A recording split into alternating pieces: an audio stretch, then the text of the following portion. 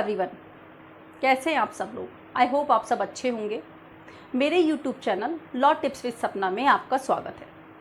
Friends, आज हम बात करेंगे ऐसे वर्क की जो समाज और स्वयं अपने परिवार के द्वारा भी उपेक्षित होता आ रहा है और इसी कारण से यह समाज में पिछड़ता जा रहा है। जी हाँ, मैं बात कर रही हूँ थर्ड जेंडर और ट्रांसजेंडर की। What is the difference between third gender and transgender, and what are the rights and protection in our Indian law for them?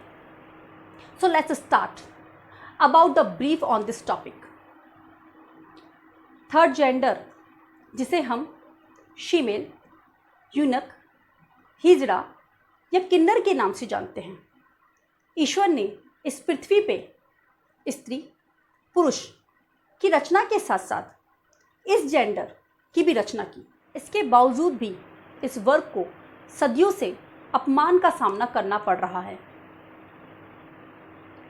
अब हम बात करेंगे ट्रांसजेंडर की। यह वह वर्ग है जो जिस जेंडर में जन्म लेता है उससे विपरीत दूसरे जेंडर में अपने आप को चेंज कर लेता है या दूसरे जेंडर को अडॉप्ट कर लेता है किसी भी मेडिकल प्रोसीजर के थ्रू, लाइक ऑपरेशन या लेज़र थेरेपी। कोई भी लड़का किसी लड़की के जेंडर में बदल जाता है या कोई भी लड़की लड़के के जेंडर में बदल जाती है।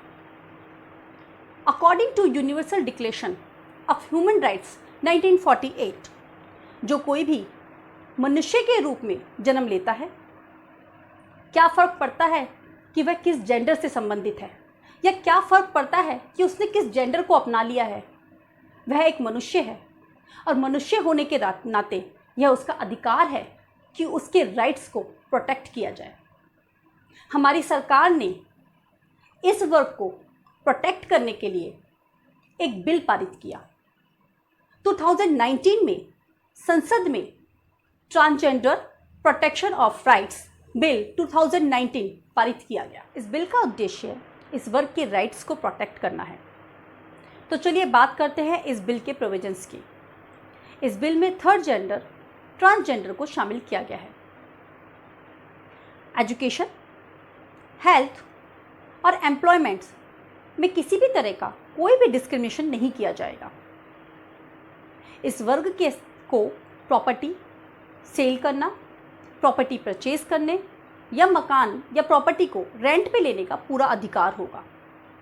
इसके अलावा यह वर्ग अपना स्वयं का बिजनेस भी इस्टेब्लिश कर सकता है।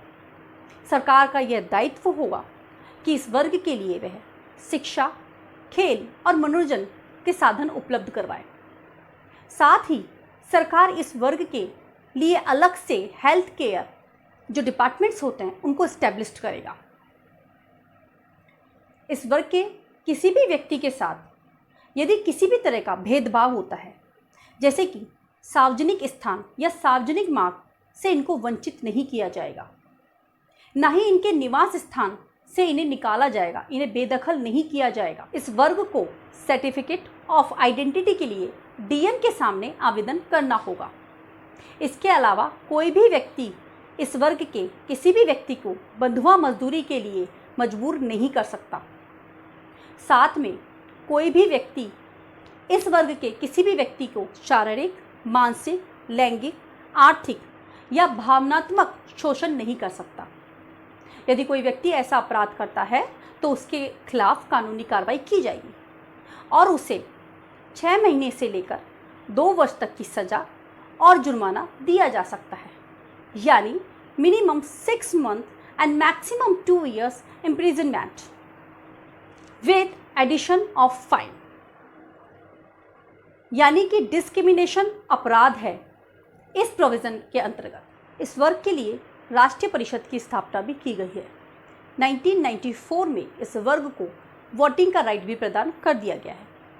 बात करते हैं इस वर्ग की शारीरिक और मानसिक क्षमता की।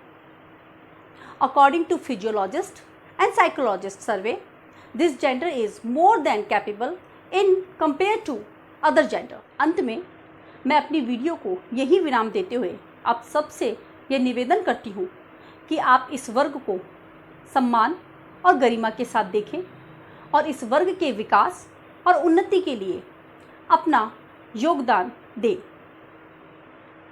Thank you so much. जुड़े रहिए अपने YouTube channel law tips with Sapna के साथ। Bye bye.